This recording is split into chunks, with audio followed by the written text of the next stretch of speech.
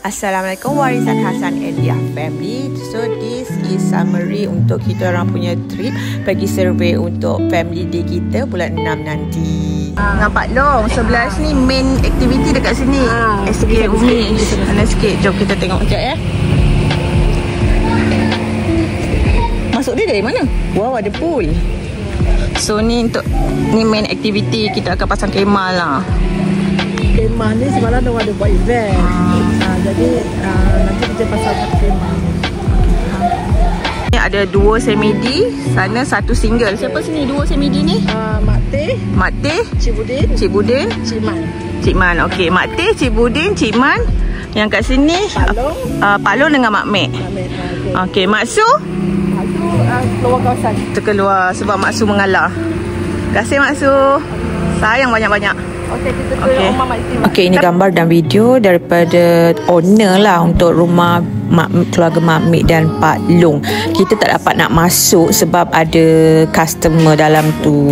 So, kita just tengok dari luar. Ini daripada owner. Okey, so ini untuk keluarga Mak Mek. Ada 3 bilik dalam dia. Luas rumah dia. Dan juga keluarga Pak Long sama saiz. Ada 3 bilik. So, kalau macam ramai sangat family korang mungkin boleh bawa Toto ke. Okey.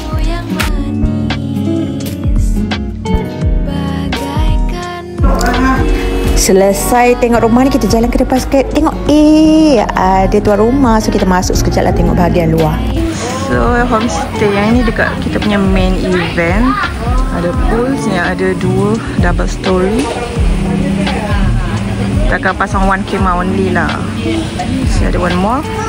Untuk SK Umi, rumah nombor 1, 2 dan 3 sama saiz saja seperti di dalam video, di mana akan didiami oleh keluarga Cik Budin, Cik Man dan juga Mak Teh. Aktiviti family day utama akan diadakan di sini seperti semua makanan catering di sini. Untuk aktiviti sukan kita akan buat di depan rumah Pak Long dan Mak Mek.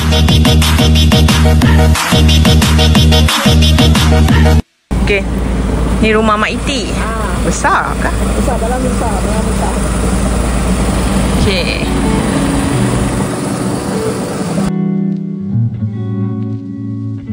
Semalam Mina sampai lambat sebab ambil Dek Noh kerja, so tak dapat tengok dalam rumah. Nanti Mina sertakan video yang dalam rumah lah. Ini rumah Mak Iti. Tadi kita dah tengok rumah Mak Mek, Ayah Man, Ayah Budin, Mak Teh, Pak Long.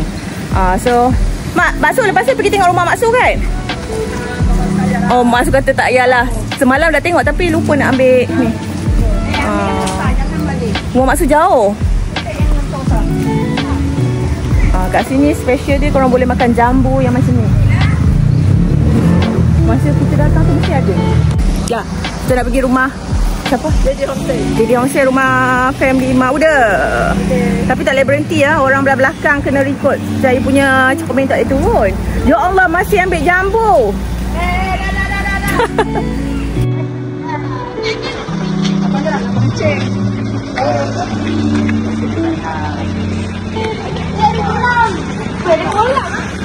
Lepas tu ada barbecue.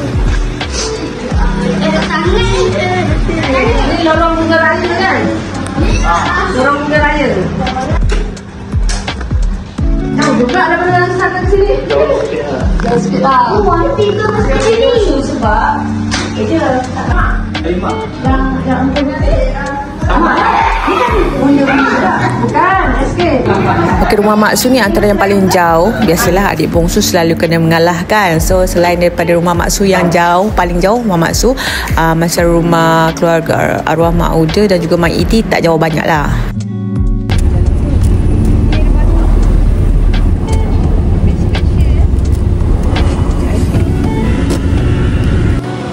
Okey, yang ini dia di homestay rumah keluarga arwah Mak Uda. Kita tengok dari luar je. Okay. So kita piknik. Yang family saya yang dia orang letak kat sini. Yang lain semua dekat-dekat juga lah. Tapi yang satu jauh, satu lagi kat yang bunga raya. Ini jauh. Di luar kawasan lah. Luar dah besar. Yang besar tu jauh. Awak yang bunga raya.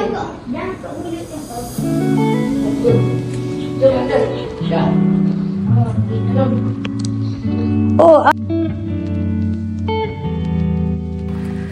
Maksud takkan tadi kita jalan terus depan tu kan, depan sikit ni macam sesuai je buat aktiviti family day sebab dia punya pasir tu agak lebar sikit lah.